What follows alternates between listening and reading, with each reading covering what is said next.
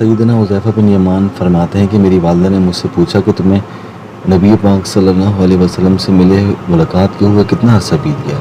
تو انہوں نے کہا کہ کافی عرصہ بیت گیا۔ اس پر میری ماں نے کافی غصہ کیا مجھے، وہ کافی ناراض ہوئیں۔ تو میں نے کہا کہ میں آج ہی آپ صلی اللہ علیہ وسلم کی خدمت میں حاضر ہوتا ہوں۔ تو میں نماز مغرب کے وقت مسجد کی طرف چل دیا کہ ملاقات ہو سکے آپ صلی اللہ علیہ وسلم سے۔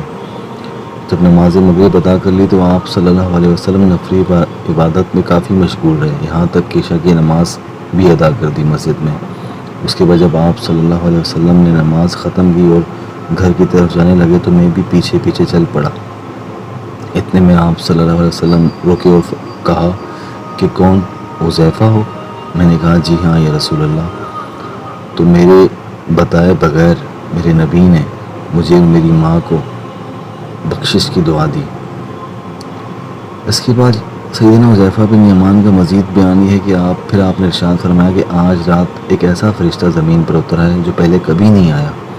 اس نے اللہ تعالیٰ کے حکم کے مطابق مجھے سلام کا اور خوشخبری دی کہ میری بیٹی سیدہ فاطمہ جنت کی عورتوں کے سردار ہیں اور میرے نواسے حسن و حسین جنتی جوانوں کے سردار ہوں گے۔